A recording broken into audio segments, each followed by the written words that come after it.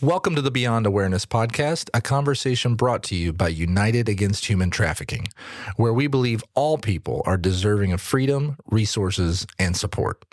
Join us monthly as we educate, analyze, and connect with communities to examine the challenges and triumphs in the fight against human trafficking and explore what it truly means to support survivors.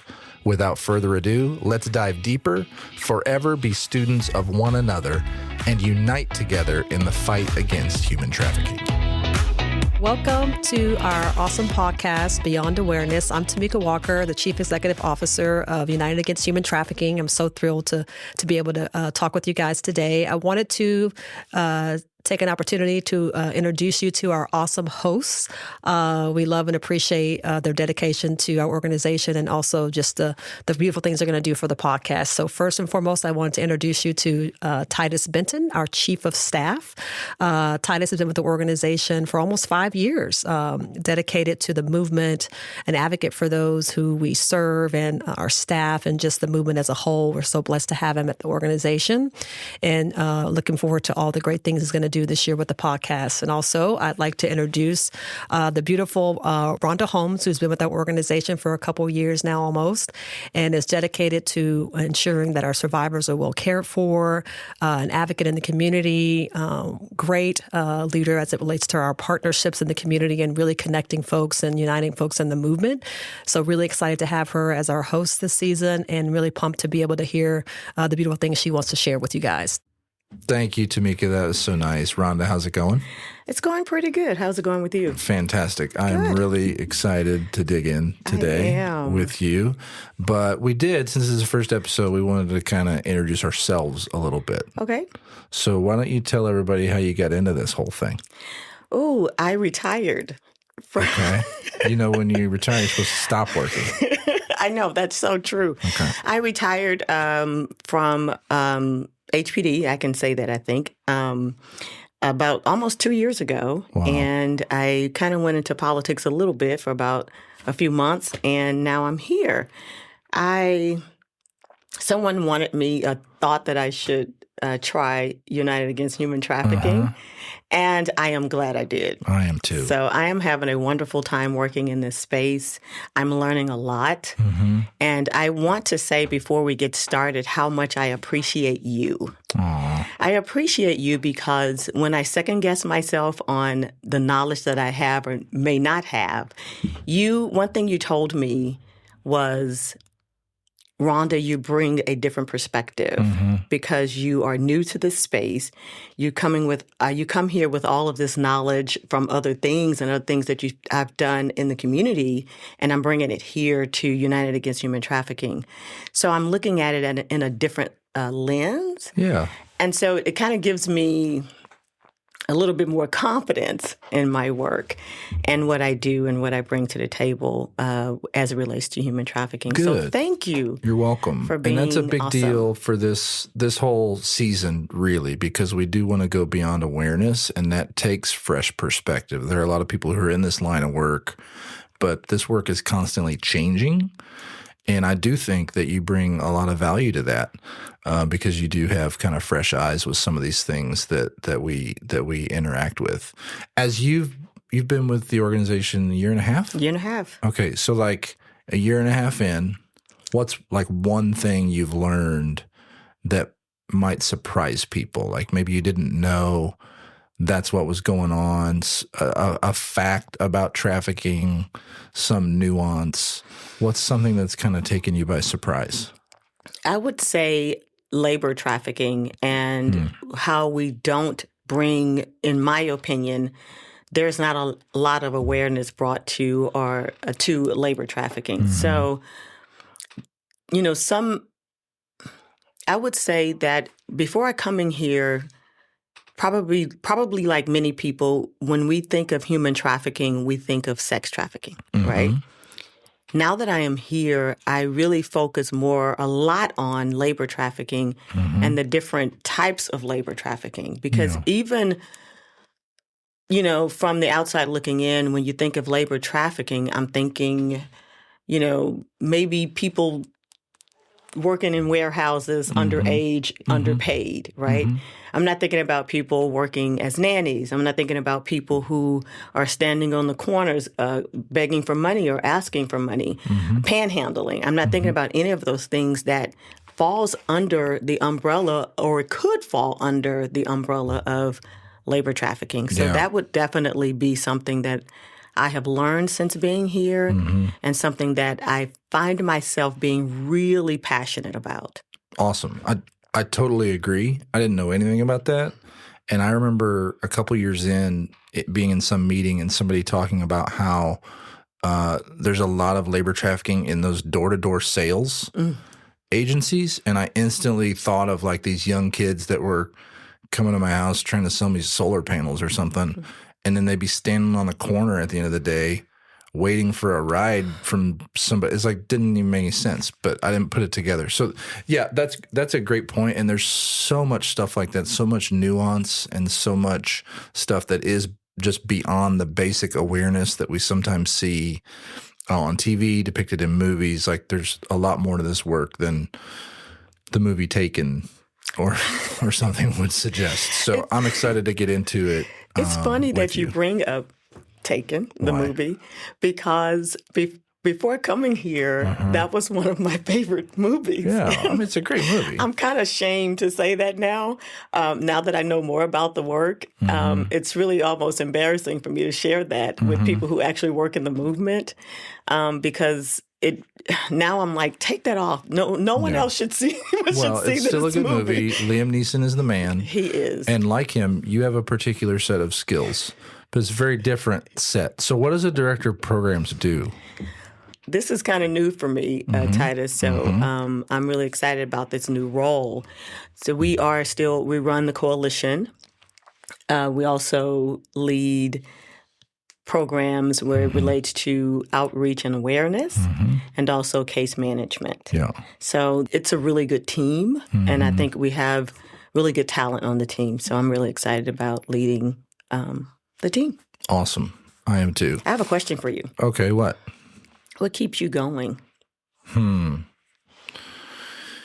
this work is really hard. I get asked that question a lot, actually, because I do think, you go to a family reunion and you tell people what you do, and they're like, whoa, and they start freaking out right in front of your face. And you're like, well, I'm okay. It's all right.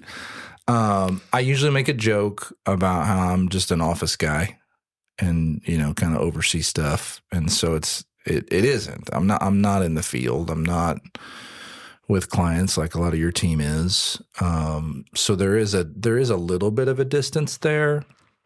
But we do talk a lot about vicarious trauma, and a lot of our team show up at work carrying the burdens of the previous day. Plus, we all got like regular life going on. So it is a really difficult space. For me personally, there is a few rhythms that really keep me going. One is moving my body. So the first thing I do every morning when I wake up is I get outside and I take a walk, and I get sunlight, and I move my body, and I look at ducks and stuff like that. And it's great. So that's good. I like to run, generally just stay pretty active. That's a good, healthy rhythm for me. I think another one is there's just a contemplative side to my life. So whether it's in nature or sitting in a chair staring at a wall or, whatever, like there's just ways that I can kind of refocus, journaling practice. There's a lot of stuff like that. That's a really deep and personal question, but those are the things, and there's probably a lot more, but that's a few of the things. But I think, and maybe the question you were actually asking is like the motivation part. And for me, it's like there are just some things going on in this world that should not be. And as long as I'm sucking oxygen, if I can play a part in ending them, that's when my head hits the pillow at night. I want to have spent my day doing that. I like that. I know what keeps me going is the passion that I have within. I am very serious about helping people and bringing people together and people transitioning from one space to another. And I just can't stop. Kind of like what you said, as long as you're breathing, you have to do it. And I have to do this work. I have to be in the community. I have to help people. I have to help people transition. That's just a part of my core. That's who I am. And I don't know what else I would do. Yeah, that's beautiful. That's beautiful. And my guess is if people have found their way to this podcast and they're listening to our voices right now, at some level they share that passion. Yeah. And so what we hope for you all is like we can bring a little bit more knowledge, some conversation, build a community of people that are passionate about this through these conversations. And, this season we're going to talk a lot about intersectionality, and that's why we wanted to call it Beyond Awareness. I think everybody generally is aware that there's a human trafficking issue in the world. We just came from City Hall before we recorded this, where we did a proclamation. And nobody on City Council was surprised when they did their proclamation for Human Trafficking Awareness Month that human trafficking exists here. There's awareness of it. But now what we find ourselves in is like a professional sector that studies this stuff. There are practitioners in this space, and there are nuances to this movement that we wanted to explore. There's sex trafficking, there's labor trafficking. Inside each of those categories, there are intersections that kind of provide nuance or a different perspective to those categories. Some of those are intersections when it comes to vulnerabilities. So there are populations of people that are more vulnerable to being trafficked than others. So we could talk about that. We could talk about all sorts of communities that find themselves susceptible to being trafficked, but we could also talk about, from a policy perspective, all the things that make those people vulnerable. And so it's not necessarily a trafficking issue per se, but something like immigration policy or something having to do with socioeconomics. These are things that impact our work. And so as you do the work of coalition building, one of the things I'm really proud of is our coalition has organizations on it that don't have anything to do with trafficking. Yes, absolutely. Why do they show up? Like, what do you hear from them as why they want to be at the table? I think they share the passion as well. I think they want to know more. They want to be more involved. We have organizations who think that their employees need to know more. And so they come and they are a part of the coalition because of that. And it does bring another, again, like we talked about earlier, different eyes, a fresh perspective, what they're seeing versus what we're teaching. And, it's helping us to broaden our awareness and our outreach. Right. One thing that we're going to talk about today, hopefully, is just it's not a one-size-fit-all concern or issue. And we do have to make sure that we're reaching so many people in so many areas of life and living. So I think that's what makes it really good that we have different types of organizations in the coalition that we wouldn't think that should be a part of our the United Against Human Trafficking coalition. Yeah, and I think about our coalition and the organizations that help make it up. There are organizations that provide healthcare, correct? So I know that in the past we've trained a lot of frontline workers, but what we know is an awareness on the part of those workers, say in an ER or a physician doing a well woman exam. If they are trained to spot the signs of trafficking, what we know is that can really be a first step for that person to get help and find some care and be able to be empowered to get out of their situation. I know that in the past we have had people on the coalition that provide translation services, which was an interesting one, but they saw it so often, like the barrier in getting people care when they just couldn't speak English. Yes. And so that was a huge opportunity to collaborate. We haven't even begun to talk about law enforcement, which you have a background working in, and how that intersectionality of policing, things that, again, frontline workers who are out on the streets can recognize. Can we talk a little bit about that? Do it. Let's go. One thing I am excited about with law enforcement being a part of the coalition and being more active, let me put it that way, in the coalition, is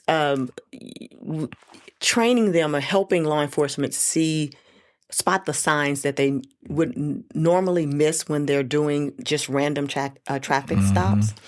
Because it's so much that they miss, and it's not a bad thing, right? Because if they're stopping someone because they got a call because someone stole something out of the store, well, they're there for that.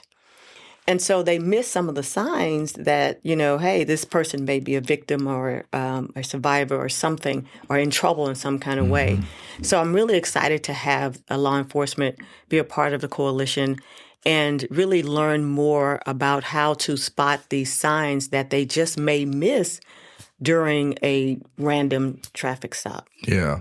Tamika did our intro. She's been a part of the organization for 10 years. I know in her earliest years, she spent a lot of time working with the city and with, HPD and the sheriff's office, other groups, because we had so much to learn around what you just described, which is showing up in a situation for this reason and understanding that reason might be symptomatic of an even deeper issue. And our team just spent the last year, 18 months, training everyone at HPD, commissioned folks and civilian folks, on the reality of trafficking. And we really have come a long way. We've got good partnerships there, which we're proud of, but I don't think most people would realize how much work that takes to get everybody on the same page. When I first joined the organization, one of the most surprising things to me was even around language. And it comes to mind when we talk about law enforcement, because I remember learning when I joined the staff, I didn't know beforehand that we didn't really use the word prostitute, which a lot of people may not realize. Now, are there folks who are in sex work on their own accord, their own volition? Sure, that happens. But most of what we see, particularly in the infamous Houston neighborhoods on Bissonnette or wherever, telephone, that's not what that is. Right. So having the awareness that goes a little deeper, even around language. Yes. I got plenty of people that I know that if we were driving down Bissonnette and they saw someone, they wouldn't even think that could be a trafficked person. Right. They wouldn't even know that awareness. So there's all these angles, and we're bringing all those up to just kind of underscore this point that we want to go a little deeper, and we want to talk about intersectionality and all these different angles, because there's a lot of nuance there to explore. So maybe we could start here, because this is one we've talked a lot about as an agency. When it comes to those vulnerable communities and we talk about intersectionality, there are two or three, we probably don't have time to talk about all of them, but there are a couple here that I'd really like to dive a little deeper into. One of those is what we see with LGBTQ youth, youth in particular, particularly the trans community, and their susceptibility to trafficking. And the facts and figures don't matter as much, so we don't need to recite the stats. But the reality that those people are disproportionately vulnerable to trafficking. And I'm curious, we talked about the coalition. I know we've got people coming to the coalition that are extremely interested in that angle, but also on the program side where we do programs. How do you see that point of intersection and our work really taking off here in the next couple of years? Well, definitely awareness. I think we need to keep this in the front, right? Mm-hmm. I don't think we talk about it enough. Mm-hmm. when you were talking, I was thinking about youth in general and a lot of young people who fall prey to trafficking are runaways. And you can correct me, please. That is one of the issues. They run away from home. And from what I understand, the LGBTQ IA plus community, and especially the young people there's a lot of issues at home. They do run away. They have issues, being accepted. So I think that even heightens it, right? The awareness that we need to have around that community. Yeah. I remember when my daughter was in high school, we were eating dinner, and she made a comment that she didn't have a single gay friend who could talk to their parents about their sexuality. And that struck me because it speaks to what you just described. In an atmosphere like that, when kids don't have anywhere safe to turn, they are a little more prone to running away, couch surfing with friends, whatever. And they're also then susceptible to people who have nefarious intent and can begin building a relationship with them that's really just geared toward exploitation. And that exploitation vulnerability is something that is very unique to that community. So, what we have really tried to do, we have good relationships with a couple of organizations in Houston where we go to drop-in centers and we interact with those communities. We've gotten a lot of disclosures from those interactions where a student will tell us, hey, what you just described when you were describing trafficking, that happened to me. And sometimes it was so that they would have a cell phone to use, so whatever people imagine how that plays out. Sometimes it's something as pragmatic as, am I going to have something to eat today? Right. And folks are exploited for that. Another one that we see a lot is foreign nationals, even migrant workers. I know that we have had many clients who were brought to this country with a set of expectations and understandings, and when they've arrived here, they have been exploited by that. This is a really complex one. It is. There's a difference between smuggling and trafficking. There is a difference between wage theft and trafficking. Is it possible that the workers, the day laborers at Home Depot are being trafficked? Yes. Does that necessarily mean that they are being trafficked? No. It's very complicated. But in your time with us, use those fresh eyes. What have you seen? Maybe what have you learned? Is there anything that surprised you? What's something that might surprise somebody listening to us talk right now about foreign nationals and how that plays out? I don't think that this would be a surprise. Maybe to some is the fear that they have to speak up, right? The fear that they, may be put out of the country or get into some type of trouble, especially with all the things that are going on. And so I think that is a big thing for me, and it pulls at my heartstrings. And it's also something that when I'm out in the community that I always talk about. Yeah. Because we are missing so many people who could use the help out of fear. And I think that's what's going on with the foreign nationals. And it breaks my heart. And when I have these conversations, I talk about when, at post-storm and, clean up, and where that labor trafficking, there's a possibility to increase. And you should see some of the people when I'm speaking to them, how shocked they are to think, oh, wow, I never really thought about that. So, it's just a number of things, but I do think that those are the two things that really stick out to me the most. Yeah, I think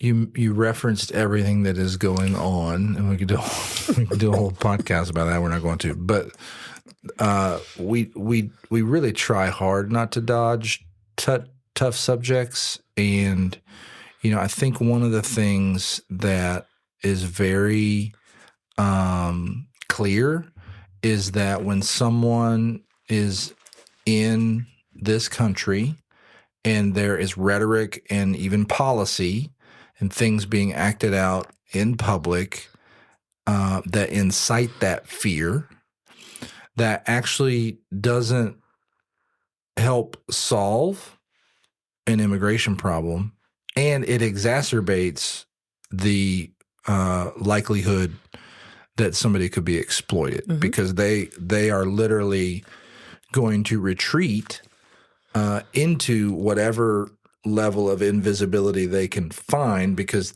it feels more safe. Yes. And that just puts them at great risk. And we've seen that. I mean, we have clients who were brought here and someone else, they were brought here legally, and someone else exploited them and had their papers. And we've literally had to partner with various governmental agencies to try to get their papers back or get new papers. So they literally didn't do anything wrong. Right. They came here under legal terms, followed the process as described by law, and yet they were exploited because of a language barrier or because of their race or because of their socioeconomic status. I remember a few years ago in Katy, there's a very popular story about a domestic worker who was in a home and being exploited, and only after quite a lot of time was able to have some communication with a neighbor, explain the situation, ultimately get help, and was removed from that situation. But we think of these things, and we think of, like, I'm not trying to be ridiculous, but we think of poor, tattered people in a dark corner on a dirt floor. And it's like, this happened in a great big house in Katy. So it really is something that impacts a lot of folks, and we come at that from a lot of different angles. We're going to spend more time talking about some of those topics as we go throughout the season. But I just want to underscore this idea that this stuff is really complex. And I'm excited for you to talk with other experts in the field and for me to do the same. So speaking of that, we got this whole season to unpack, and how this idea of beyond awareness is going to move us past kind of the mere recognition of trafficking and deepen our collective understanding of the communities that trafficking affects and how it impacts some of those communities disproportionately. So you mentioned labor trafficking. We haven't even mentioned the indigenous community, all the ways that the gay community has experienced increased vulnerabilities, the foreign nationals.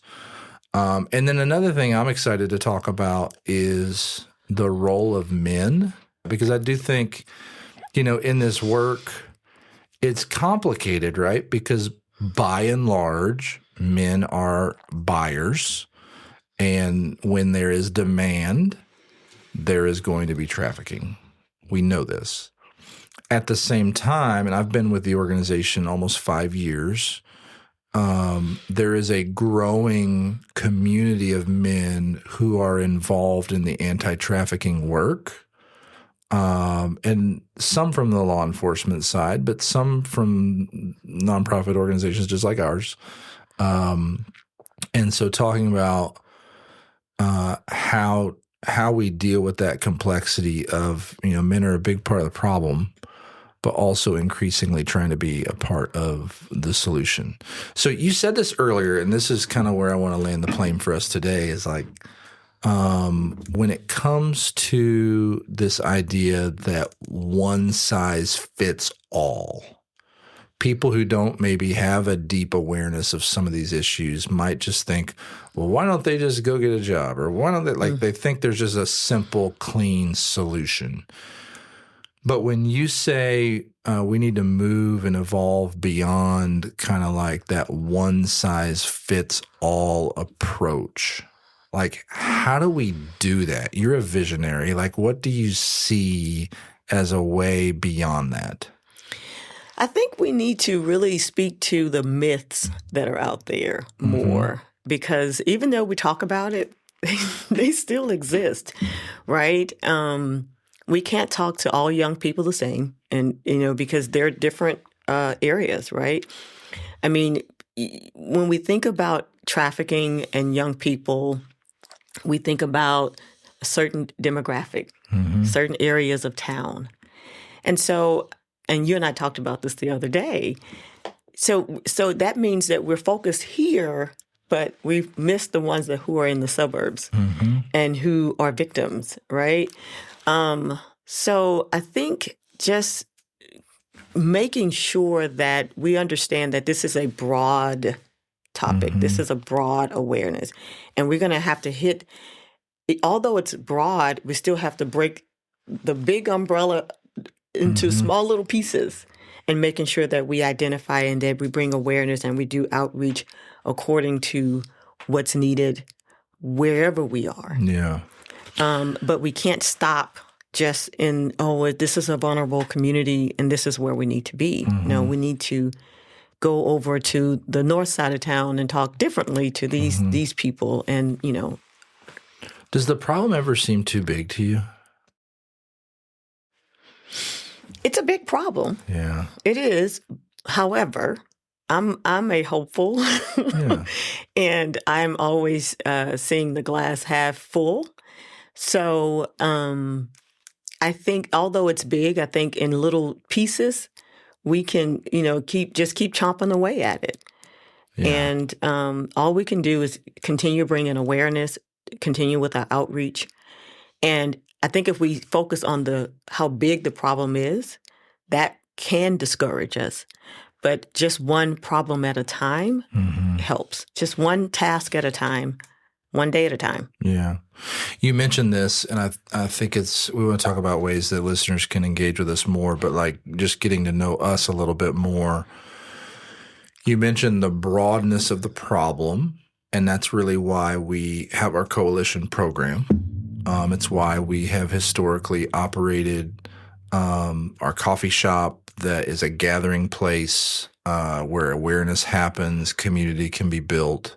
So there is like a top of the funnel kind of feel to those programs. Like this really is trying to address kind of the broad complexity of the issue. And then as we kind of think about our other programs, there are prevention programs. And to your point, those are reaching vulnerable communities. We talked about some partnerships with drop-in centers for queer youth. We do a lot of programming as a part of the criminal justice system in jails, youth detention centers. We even talk about that vulnerability. So like there are those targeted nuances that you referenced that we have programs that address. And then furthermore, when it comes to actually serving survivors of trafficking, we do have the opportunity to reach them. We went out and invested in a bilingual case manager because we knew to give people the right amount of care. They needed somebody talking to them in their heart language, and so we were able to do that. So there is a sense of where we're trying to hit the problem from a broad perspective, but also narrowing it. A lot of our partners have other areas of focus. And so as a coalition, we have people that are working specifically with men. We'll talk more about our men's work in a future episode, I'm sure.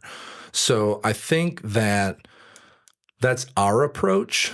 And I think the invitation for all of you listening is just to engage however you see fit. Consider how intersectionality shows up in your community. Where do you see vulnerabilities at play?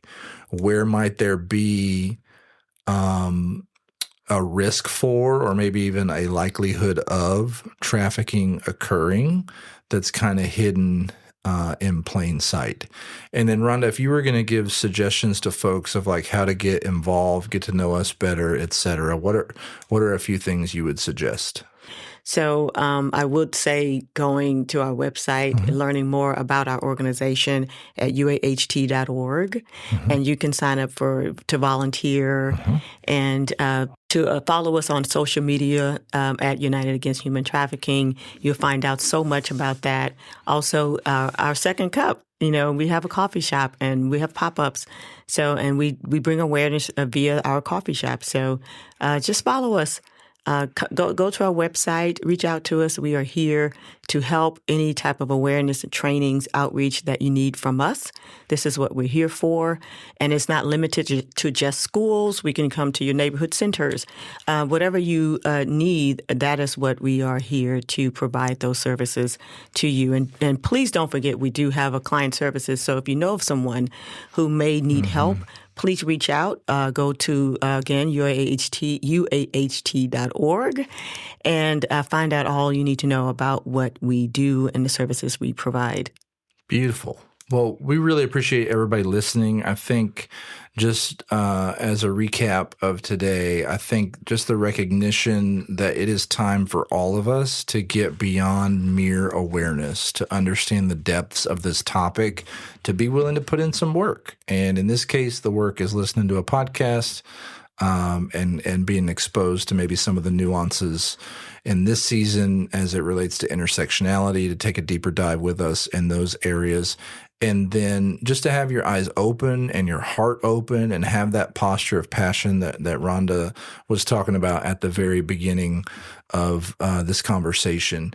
To that end, we would just invite you to subscribe to this podcast, follow us on social media, share this episode on your social media. Rhonda mentioned our website. There are resources there. We'd love to interact with you, have you be a part of our coalition. Individuals can join and be a part of those conversations that we have in person and those gatherings. Lots of good stuff coming up in 2026. But for today, subscribe to this podcast, share it with a friend. Thanks for joining us. We really appreciate you being a part of this conversation. Thank you so much for joining us.